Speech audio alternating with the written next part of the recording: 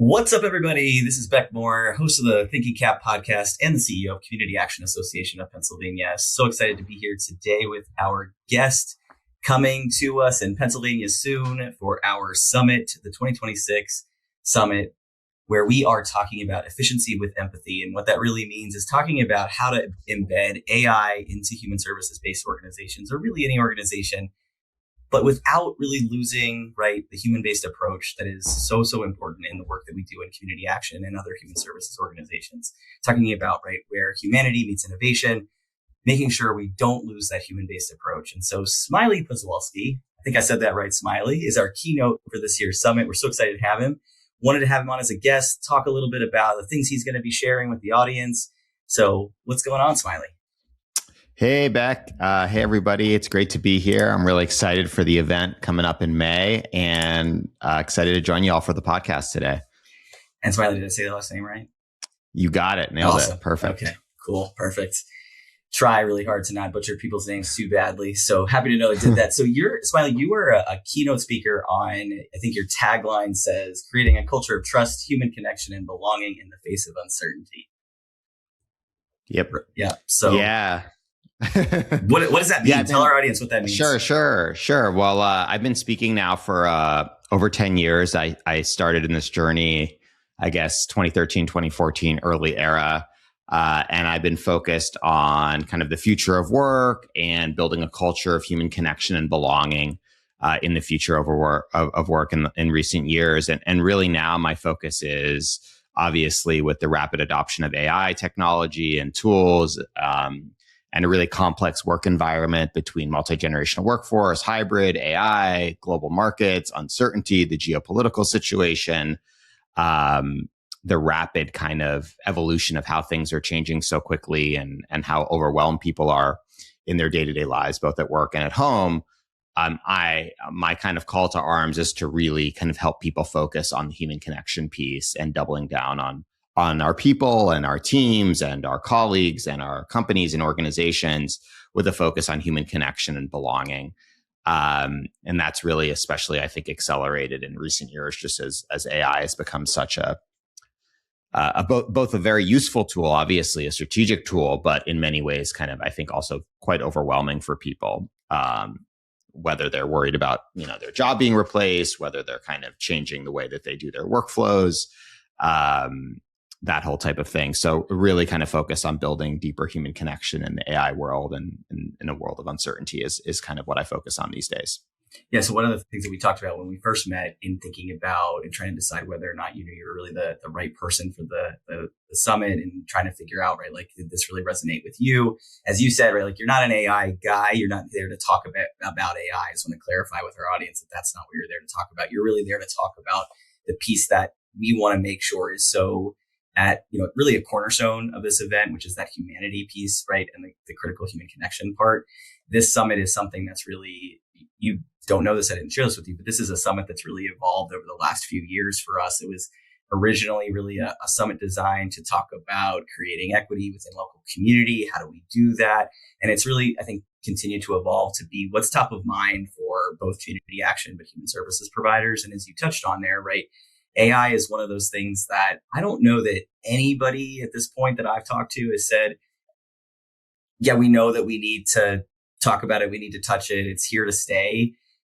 I think part of what has really been expressed to me is this worry point about, I'm going to need to manage this as an executive director. I don't necessarily have people on my team who know how to manage it, don't necessarily know how to integrate it. And also I'm really worried because, I'm worried about this piece about the human connection component because we know it is so critical to being effective in our mission. And so as we think about kind of the things that you're going to be touching on here in a couple of weeks, months, depending on when this episode drops, I know that one of the great things that you're going to be sharing with our audience is kind of this toolkit. Can you talk a little bit about what that toolkit is going to be? Because our audience is going to be receiving that virtually before they leave the event. Yeah, well, just to back up a little bit, I think that, AI kind of gets thrown around all of the time, and every organization, large, small, nonprofit, for-profit, massive companies, small companies, big teams, large teams, are thinking about it. But I think that what's happening often is that it leaves people feeling overwhelmed. So either you have, this sense, 70% of employees lack the kind of time to even learn AI skills that would help them do their job more efficiently in the first place. 2/3 are worried that AI might replace their job. And so even if as an organization, you've set a clear strategic priority that that's not the case, that this is a tool for efficiency, right? I know that's a big theme of the event, efficiency. Like, you don't get the empathy piece unless you kind of slow down and actually talk about it a little bit more. And people have the time to learn those skills. And by those skills, I mean both the AI implementation skills, like how do you use Claude? How do you use ChatGPT? Like, how does that integrate with your systems?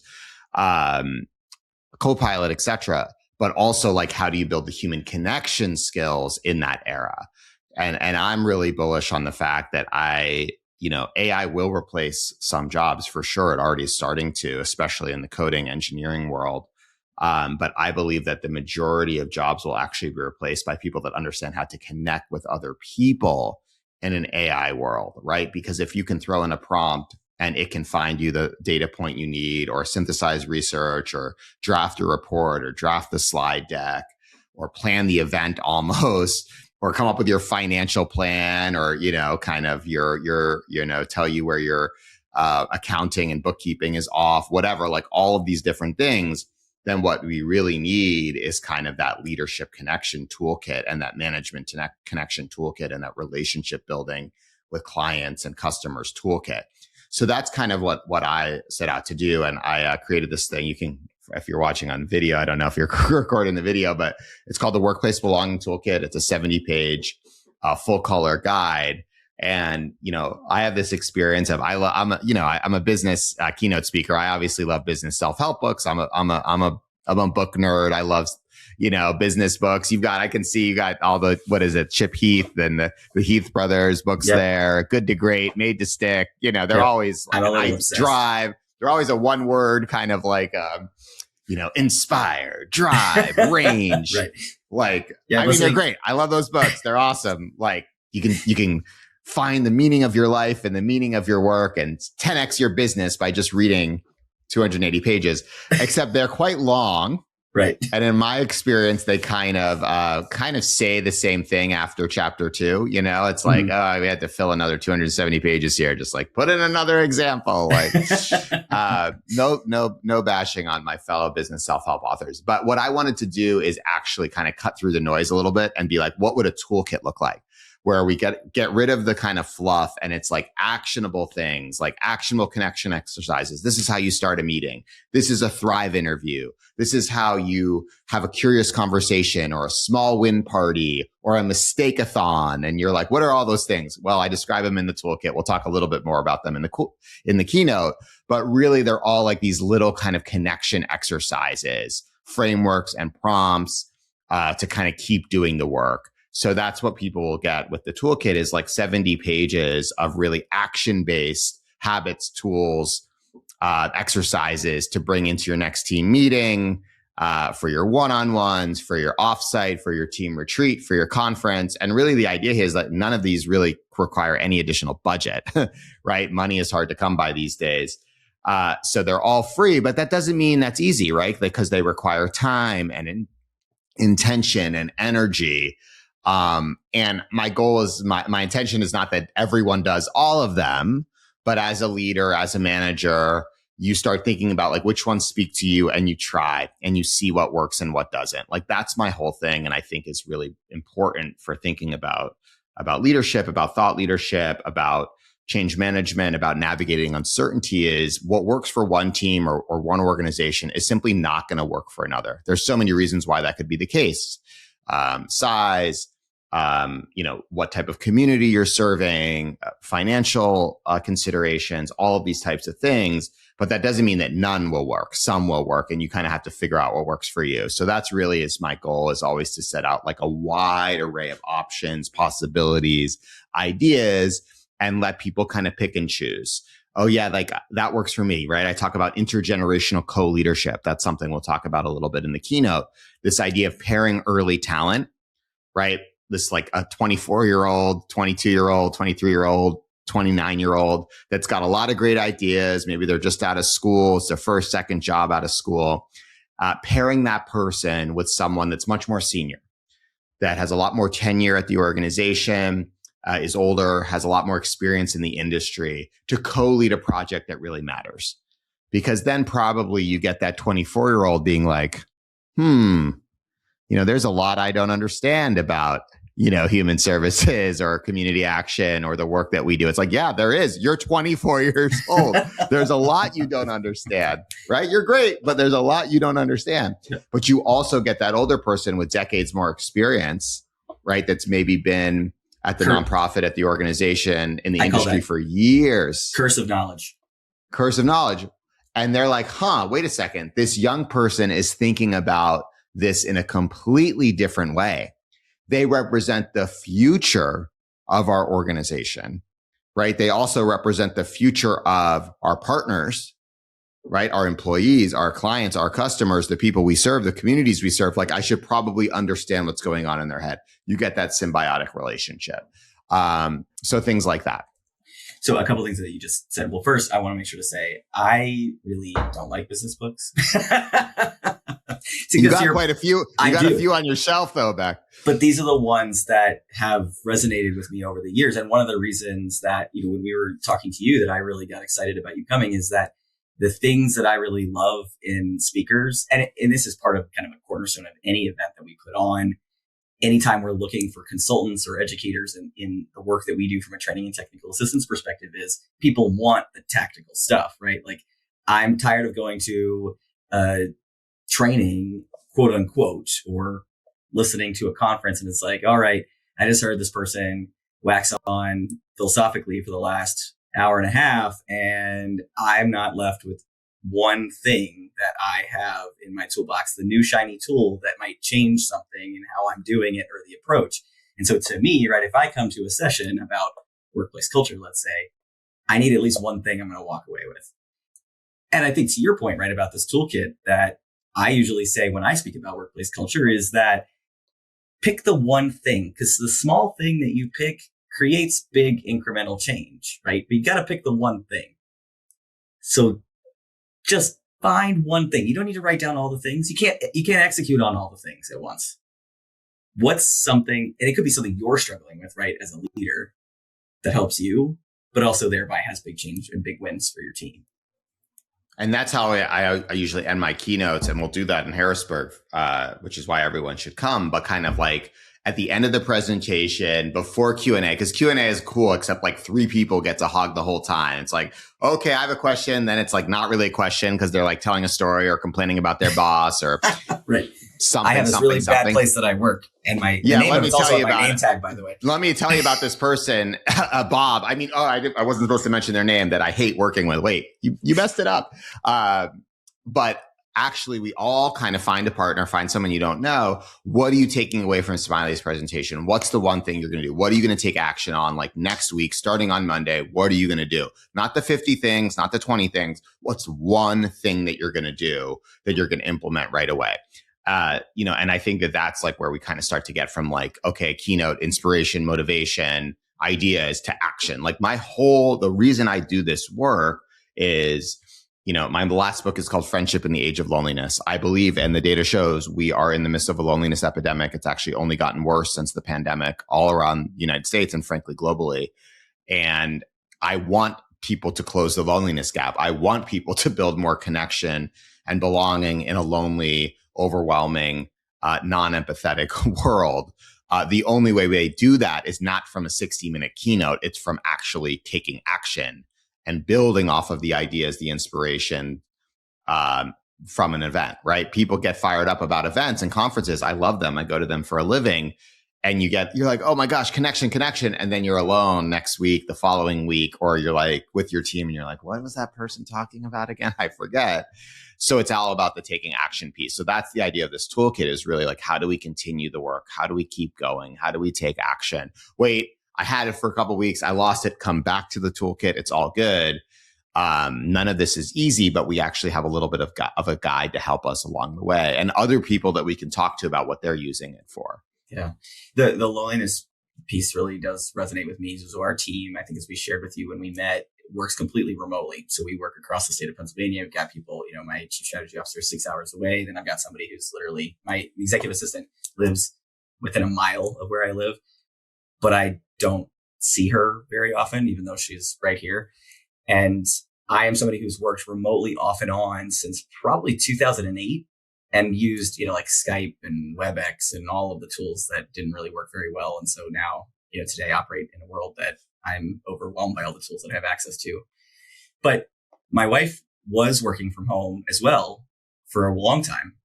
And now she's back in an office and I'm, here at the house by my lonesome. And even though I'm surrounded literally by people all day long via Zoom and meeting with people, we have to try to be really intentional at CAAP to try to figure out how do we sort of, create connections differently because of this. But I know that it's something that I said to my wife, I'm lonely. Yeah, me too. Yeah. I wrote a book about loneliness. Right, I'm lonely. Exactly. Right. I like to consider myself a friendship kind of, guru. If not guru or expert, but just like someone who's stoked on friendship and cares about it. And I feel lonely all the time. I think it's first of all, it's you're not alone. That's a big piece of the research. And my experience with the book was I was talking with all of these people who are very connected people that go to events, that have teams, that, have wonderful spouses, partners, children, families, etc. Great networks. And they're feeling lonely. So it's this is above us, right? This is not an individual thing. It's a collective challenge. But yet there are things you can do. I work from home too, when I'm not traveling for gigs and for speaking. And I joined a co-working space, even though it's way more convenient for me to work from home. I can wear sweatpants. I can, get coffee whenever I want. There's food in the fridge. Doesn't cost anything.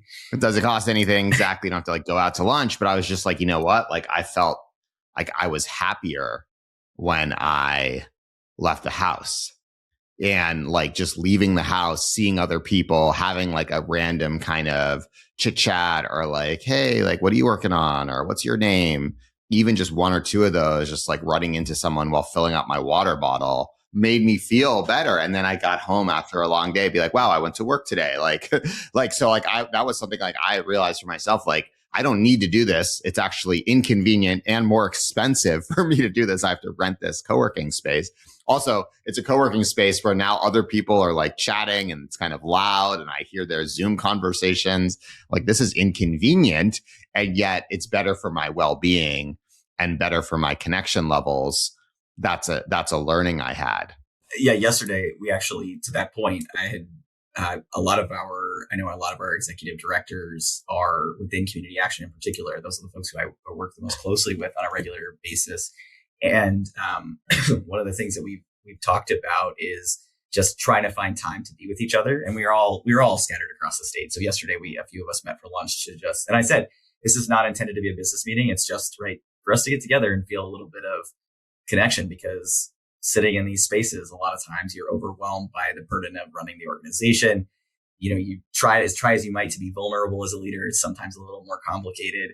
And so it was just a really nice reminder of just spending time and, being in each other's space, because that's what ultimately drives me. I'm somebody who gets energy from being in, even though I consider myself very much an introverted extrovert, I get energy from being with other people, but it also exhausts me at the same time. It's both a great thing and a little bit of a curse. Me too. Yeah. Do you find that when you're doing a speaking gig, you're, you feel like you're on, and then you crash hard when you're on the plane? Big time. Yeah. Big time. I mean, I am an extrovert, obviously. My nickname is Smiley. I go to events for a living. I love it. I feed off of it. A couple hundred people. I love going to things, meeting people. But I also it's interesting, when I go to a party or kind of some kind of event, unless I know somebody there, I will be at kind of the back of the room. I'll be awkwardly by the coffee, kind of hanging out, looking at someone's looking at someone's bookshelf, being oh, cool, cool books, it takes me a little while to warm up. So it's I always call it an introverted extrovert or maybe an ambivert. I love that high from the meeting people, but I also crash so hard And, after an hour after the event, I'm like, I can't talk to anybody. I go super hard, and then it's just like, boom, I need alone time. Yeah, I can't people anymore. I'm done. Yeah. When I first took this job, it was right sort of on the little bit of the slow release of COVID. And so we were tasked with that October then running our conference for the first time in, 3 or 4 years. And I did not give enough credit to, or maybe went into it a little naive, that this is the first time I'm going to be around a large group of people for not just a day, but over the course of really 4 days and execute on this conference, right? And by the time I left that event, I was so physically, mentally drained because it was right. Like your COVID, time. And then I'm with now 300 people for the course of the week. And it was and I think about that pretty often in terms of, right, like the nature of my job is such that I'm either with a ton of people or I'm with nobody. And so it's very much, it feels a little manic some days, Yeah. I think a lot of people struggle with this now. And I think this is like an interesting thing. A part of the new world of work is a lot of people are only seeing their teams, once a year, right? Or maybe twice a year, where they like bring, have the budget to bring everyone together or fly people in or whatever it is. And so it's like all needs to happen this one time a year, which is like that's a lot of pressure.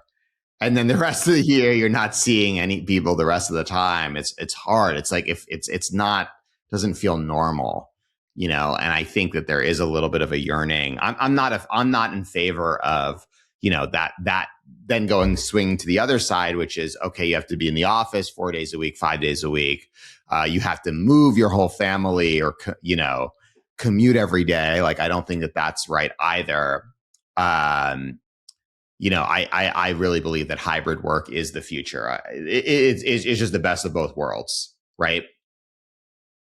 I do believe that hybrid is the best of both worlds, where people can have that flexibility to work from home, to take care of their families, to be more productive. The data shows people are more productive when they work from home a couple days a week, but then also have that connection. I also don't think like only seeing your team once or twice a year is enough. We're social beings. We need that kind of, that human connection. And also for people starting their careers, for people that are younger, there's so much research on the power of those kind of loose connections, right? That you actually grow in your career by kind of seeing that one person that's like, what do you do here again? Oh yeah, like, let me take you out to lunch, or like, you should really meet this person, or why don't you come to this client meeting with me, or meet this partner, or come to this nonprofit's annual gala that I'm involved with, or I'm on the board of this. You should meet this person. And then that person one day that you randomly met at that thing is the one that hires you for your next job. Yeah, no, it's really fair. I mean, I think that one of the reasons that I thrived in my career is having the opportunity to have people who I was able to see and then model different, like they modeled for me, that I was able to pick up on certain tactics, right? Certain ways that they explained things that then helped me when I had to go to the boardroom, or I had to go meet with a funder or whatever it was. And so in the way that we operate, we've got to be really, really intentional about it, right? Like I've got to remember, I need to invite this person to the Zoom meeting so that they can be a part of that. But I think to your point, it's something that we've acknowledged at CAAP, that we need to be able to try to figure out how to spend more time together. So we're doing a fun day here in a couple weeks, a family day at Hershey Park, where everybody's going to get together and just kind of, right, like be together, ride some roller coasters, eat some junk food, and just have a good time together. So we're excited. I know the team's excited about it. Can we go back to kind of your origin story a little bit? Would love to just know kind of what got you into this work, what your backstory is. How'd you become the workplace, culture superhero that you are today? Yeah, sure. So I really fell into it. Some people kind of have like a very kind of clear progression of, they were a management consultant, or they worked in HR, or were a CEO. And then they're like, you know what, I'm going to kind of become a thought leader, or they sell their business, or they climb Mount Everest. And then they're like, That's it. I'm a motivational speaker, like, Right. or they were in the Olympics. Okay. That's not my situation. So I worked in Washington, D.C. for the United States Peace Corps, incredible organization, does great work. I worked for the headquarters there for a couple years. And I had an experience of having this job that on paper was really good, that just wasn't the right fit for me. For a variety of reasons, and feeling kind of stuck in that. And I'm sure there's people for a variety of reasons that can feel that kind of tension of, you kind of have it. You're supposed to be kind of happy. It's like you've checked the box. Like maybe your parents are impressed, or your friends are like, "That's a good job," and you're like, "Yeah, but it's not it." And I think a lot of young people definitely can identify with that. Like, meaning and purpose. It has to be meaningful and purposeful for you. And it's not just about like, oh, this is a respected organization or this is a good career ladder, right? I was working for the government. It's a very good career ladder. And that was a challenging place to be, right? As like I'm a millennial. So I graduated from college. The recession of 2008 hit just a couple of years after I graduated. So it was a tough time to kind of be stuck in this, what I call a quarter life crisis, or, third life crisis, midlife crisis. So my experience was one of really kind of feeling alone there, feeling a lot of FOMO, fear of missing out, a lot of comparison to others. And it was really a community for me that kind of helped me get out of that.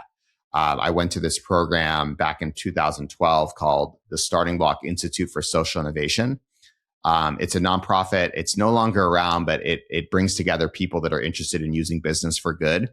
So kind of social entrepreneurs, social innovators, nonprofit leaders, people that are really passionate about this idea that, yes, of course, a business can and must make money, make a profit, but it also must give back and support the community and people that it serves. And at Starting Block, I met a lot of believers, people that were really kind of like, well, Smiley, if you're unhappy, you should do something else. Like, right. If you don't do that, who's going to do that? Right. You have these dreams. You want to become a writer. You want to become an author. I was talking about writing a book, and they were like, you have to do that. If you don't do that, who's going to do that? I wrote this book, The Quarter Life Breakthrough, that I self-published. It sold really well on Amazon. This is kind of the early days of self-publishing. And then it got picked up by Penguin Random House to turn it into a book deal, to republish it. And that was kind of the beginning of my speaking career. So I really fell into the kind of corporate keynote speaking world that I'm in now because I was talking about the initial book. I had a lot of companies that were interested in kind of how do we attract and retain millennial talent? What are young people looking for? They're quitting their jobs every 2 months. Like, we want to keep them longer. And that was kind of how I started. Yeah, absolutely. So what's your favorite sort of audience to speak to? Not that, I'm sure everybody's great, but like, what matters to you in audience? I can't, it's really hard to kind of pick audiences. The most I just care about is that they're engaged. Yep. I have spoken to audiences where like everyone's on their phone, or once I did a co-working space where like the members didn't know that there was a speaker. And they're they're like all tippy type and tapping. And they're you're just like, working. Hey. And I was like, I talked to the person running the event. I was like, wait, they don't know? They're like, no, we just do these. And if people want to, pay attention, they pay attention. I was like, that's horrible. Like, I wouldn't want to pay attention to a speaker if like I was in the middle of a deadline or had to finish a project. So that was like the worst. But what I care is like a captive audience that's excited to be there, that wants to learn. My other least favorite is like when they put you like after dinner. Like, I've done some where it's like during dessert and people are 2 glasses of wine in, they're clinking their things with the cake. And I'm like, what? No one wants a PowerPoint at 9 p.m. Like, what are we doing here? Like, they're tapped, they're tapped. It's like they've been like had seen slide decks all day long since 7 a.m. And then this guy Smiley comes on. Anyways, it's actually, you can get a great audience then too, because they're a little drunk and all my jokes seem a lot more funny. But I don't think anyone wants the content that late at night. No, absolutely not. We try to be really, really thoughtful about the experience at the events that we host. So like, we rarely do speakers over meals because, to your point, I know I sit in a lot of conferences, and it's just, I know, and I speak a lot, so it's distracting to the speaker, even though you can't see a whole lot with the lights typically, right? But it's distracting when you're up there. I just want to eat my cake. I just want like 10 minutes of downtime. And so that experience as a conference goer really matters. And so we try to be very thoughtful about that. Last year, unfortunately, during one of our keynotes, the service crew started like dumping buckets of ice in the main room. And I'm like, can we just like not, first of all, I paid a lot of money for this person to listen, for this room to listen to. And secondly, it's just rude. Stop it. Yeah. And one of the things, and I talk about this a little in the keynote, is like this idea of connection before content. And I think we have this sense at conferences with good intention, like we want to put in as much content as possible, right? Because we love learning, right? We want the AI speaker and the culture speaker and the marketing speaker and, and the financial speaker and the kind of government policy outlook speaker. Like we want it all, like give it, we want to fit in that person and that panelist and that panelist and that panelist. But for the audience experience, it's too much. And in order to learn, you have to have downtime, you have to have break time, and you have to have connection time where people can actually just talk to each other, right? Or talk to nobody. Right. Or take a walk or have a cup of coffee. Like it's like when people have breaks, they're like, it's break time. Find somebody new and like fill out this scavenger hunt. And you're like, oh my God, it's break time. Let me go to the bathroom. Let me go to the bathroom. Let me get my coffee and drink the coffee and enjoy it. And in that downtime, I'll probably have a great connection with somebody. Yeah, it's one of the things that my team knows. Like, I don't care if you decide what the menu is. The things that I care about, number one, there should be coffee all day, please. All day, agreed. And if not coffee, soda, like I have something to keep people going. I'll probably have a Red Bull at hand at some point or another, but there's got to be coffee all day. And to your point, we've got to let people, a lot of folks in our network, right? Like they only see each other so many times because they're traveling, they're working so hard. And so in our conferences and summits, we want them to spend time together. That's part of why they come, is to see each other, right? And that is so core to what we try to be really thoughtful about doing. And a lot, one of the things that people don't know is that in the human services work, we are at a lot of convenings. We're at a lot of conferences. We're always trying to learn, right? And then we're also required to be at a lot because of the nature of the programs that we administer. And so we go to a lot of things that it's just not conducive to learning and getting out what we really are trying to get out of it. So yeah, we try to be very, very thoughtful about that and the experience that everybody has. It's just, and running events it's a little bit of an art form, right? I mean, yeah. So there's only so much that people can take before they kind of, tune out. And also now with attention spans lower than they've ever been before. Yeah, 1,000%. So what's one of the things that we love to ask some of our keynotes and the folks that we work with, and I'm sure you're going to get this question on stage too. We'll, make sure to point out that they probably didn't listen to the podcast if they asked this question, but okay. What's some of your go-to books? Like, who are some of the folks that you really love to listen to, read? What's your inspiration today? What's keeping you kind of like on your toes that you're enjoying learning about? Yeah, that's a great question. There's so much happening and so much going on. Like I've kind of tried to take a little bit of I was kind of trying to keep up with everything. And then I started to kind of give up on that and realized that wasn't possible. But especially kind of, for the work that I do, I really appreciate Cal Newport. I don't know if anyone's familiar with he wrote, the book Deep Work, which is about like really kind of like, if you want to be a creative, if you want to create amazing work, you have to just create the conditions to really go deeper and think hard and tune out this social media and tune out, the overwhelm. He also has a book called The World Without Email and Slow Productivity. And I just love like his general ethos. I think he's not on any social media, which I just deeply respect. I can't quite afford to do that just because I don't make a living unless I get booked to speak. And part of how I get booked to speak is I got to do a little bit of promotion. I try to keep it a little bit of not overboard. I just really respect him as a thought leader and kind of as somebody that's putting out content to the world. I really love Rick Rubin's book, The Creative Act, which is kind of like almost like a meditation on creativity. I love books that are kind of like philosophical in nature. Bird by Bird by Anne Lamott, which is about writing and becoming a writer. The War of Art by Stephen Pressfield, which is about kind of how hard it is to create things and overcoming fear that blocks you from putting your work out into the world and actually sitting down and writing the book or creating the podcast or launching that new project or shipping the app or whatever it is that you work on. So those are a couple. And yeah, I've got this whole bookshelf behind me. So I'm looking over here. I'm in a room surrounded by bookshelves.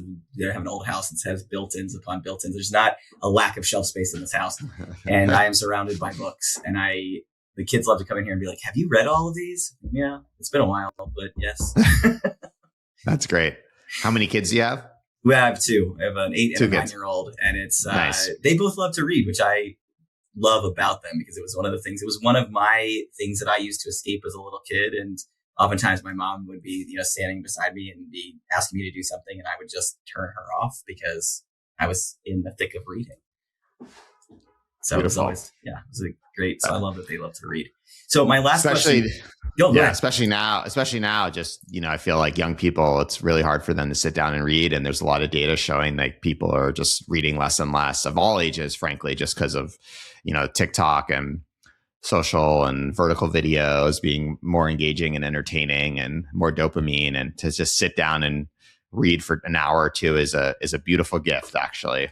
It's very true. It's one of the things that we have always tried to do diligently every single night. And this is not, what I'm about to say is not a judgment call on anybody who does do this. We really don't do electronics in our house because, my son has special needs and it just escalates him by spending too much time on the technology. And if one does, then the other's going to want it, and vice versa. So we don't really do a lot of electronic time unless there is something. If we've got something, really long car trips, that's about the only time. But to be clear, it's got to be right, like at least a 3 to 4 hour car trip or more. Otherwise, we just don't let them do it because it just deregulates the heck out of them. Yeah, that's really hard to do, but really commendable. Yeah, it's incredibly hard to do, and they regularly tell us they hate us for it. But I usually say, well, welcome to the 90s, because it's the way it is. Anyway, well, my last question for you, Smiley, because I want to make sure to be respectful of your time, and we're coming up on the hour here, is we talked a little bit about kind of the introvert, extrovert kind of piece of how you and I both feel. But what's the thing that you kind of dedicate to spending your time to keep, I hate this phrase, but keep your cup filled? I've been saying I've lost my cup. It's filled with something that shouldn't be filled with somewhere in the house. But what's your go-to activity? My go-to activity, or just a few, it's hard for me to pick one, but exercise, just my jog. I run 4 or 5 times a week or work out, and really just that for me is non-negotiable. I can feel like on a day where man, I didn't work out this morning. Like that's why I'm feeling stressed or anxious, or like I have too much to do. And as soon as I work out, I feel better. It's like medicine for me. And I think just the importance of taking that time, whether it's outside or at the gym, whatever it is, for me is the reset I need. The more and more, we go into this tech fueled, AI fueled universe. The more I find myself kind of wanting just more time just to work out and sweat, honestly. So that for me, is really critical. I've also really gotten back into, I think journaling is so key. I'm in San Francisco, so the people are very hardcore AI people here. Not all of them, but this is kind of an epicenter these companies are all based here. This is where like the investment's happening, the venture capital, the top engineers in the world. So I kind of come across some of these people, and they're all just like journaling through Claude these days, right? Or through ChatGPT. Like their whole inner world is with AI. And there's something about that where I can understand the efficiency. Speaking of efficiency, I know that that's our theme. I get it, because then AI has your thoughts. It knows where you're headed. It knows where you were. It knows what your goals are. But there's something about, like, I'm holding up a notebook here for people that are listening to the audio, just putting it in a notebook and it just sits there and it's just yours. And you flip through the pages and you see the pen on the paper. And I know we're sounding like, the boomers here, elder millennials, but there's something about it just sitting there and it's only for you that I think is precious. And I think, I'm not saying not to use AI with your thoughts or your creative process, but something about slowing down and kind of taking that moment and having that reflection process is really powerful. It kind of, I think it's even more powerful now, taking that 5 minutes, 10 minutes, 15 minutes, daily to do. It's almost as if those ideas are precious, and more powerful. I have a very good friend. Her name is Ginny. And one of the things that Ginny told me a long time ago was, I would encourage you to, at the very least, if journaling's not your thing, and this is advice that I've given lots of people, at the very least, take a moment to write down when you're experiencing something new for the first time and reflect on it. Because as we get older, we experience less new things pretty often, like less and less frequently. And so if you take that moment of reflection, that can be what your regular prompt is. And once you sort of build that habit and build that muscle, it will get you into that pattern of writing differently. So yeah, it's something that I try to do and am failing at miserably at the moment, but I love the physical aspect of the pen to the paper, to your point, right? There's something just grounding about it. Well, Smiley, I know that I am super pumped as somebody who considers myself a little bit of a practitioner of workplace culture and trying to speak to that topic on a regular basis. I'm excited to hear you. I know our audience, the folks that we've talked about and shared that you're going to be there, are excited about having you.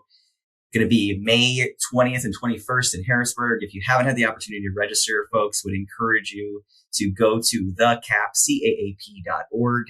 Check us out. There's a little link at the top of that website. Click there, find out about who all our speakers are. It's a 2-day event. Again, talking about AI, talking about workplace culture, how these two things really come together in the intersection of this work. Efficiency with empathy. Super pumped. Smiley, thank you for spending a little bit of time with me. Thank you for sharing a little bit about your origin story. My pleasure, Beck. Thanks for taking the time. Thanks for having me. I'm excited to see everyone in Harrisburg, May 20th, May 21st. Can't wait. It's going to be amazing. Thanks, everybody, for putting on your thinking caps. We'll check you again the next time on the Thinking Cap. Thank you for being a part of this episode of the Thinking Cap. Check the show notes for resources and links to other episodes. And don't forget to subscribe and follow to be notified when new episodes are released. If you have any community action questions you'd like Beck or one of our local experts to answer in a future episode, please email your questions about community action to info@thecap.org. Subject line, Thinking Cap.